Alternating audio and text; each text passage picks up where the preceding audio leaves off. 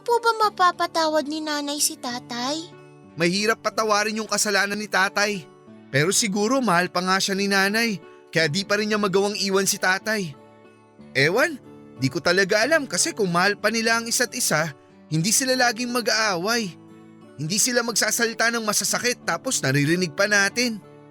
Kuya, naiinggit po ako sa mga kaklase ko kasi mababait yung mga nanay at tatay nila. Lagi nilang kinukwento sa akin na namamasyal daw sila pag Sabado tapos kumakain sa labas.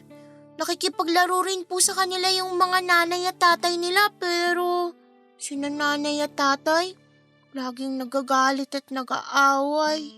Sorry Badet ha, kasi nararanasan natin yung ganito.